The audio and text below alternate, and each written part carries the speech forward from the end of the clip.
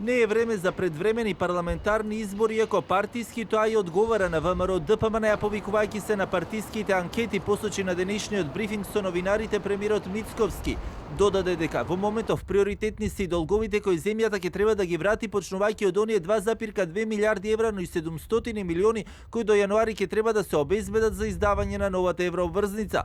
Парламентарното мнозинство е стабилно и засега нема индиции за потреба од нови предвремени парламентарни избори, додаде премиерот, иако секогаш, како што рече, постои можност тоа да се промени. Парламентарното мнозинство засега е стабилно и не гледам причина за предвремени парламентарни избори, иако никогаш не се исклучува како опција доколку има потреба од тоа. Сепак сметам дека е време да се фокусираме на долгот кој ќе треба да се враќа и ќе почнеме со 2,2 милиарди евра како и оние 700 милиони за обврзница.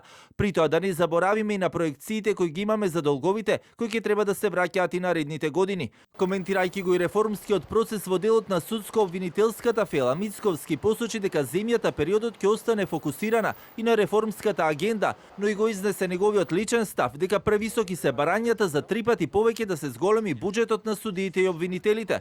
Како што и претходно објави телевизија 24 до крајот на месецот, предлогот за разрешување на обвинителот Коцевски треба да влезе и во собрание, информација која исто така денеска ја потврди на брифингот. Најавите на Ахмети за марш пак посочи дека нема да најдат на поддршка ниту од меѓународната заедница, ниту од помалиот владин коалицијски партнер Вреди, а по случувањата со денот на албанското знаме, Мицковски додаде дека нема да му дава повеќе поддршка на струшкиот градоначалник Менди Кира. Во делот на внатре партиските случувања го најави и конгресот на 6 во Кавадарци, каде треба да биде реизбран за претседател на партијата, а треба да бидат избрани членови на статутарната комисија на партијата, но и на онаа за надзор на финансиското работење. На конгресот ќе присуствуваат над 850 делегати и околу 2000 гости.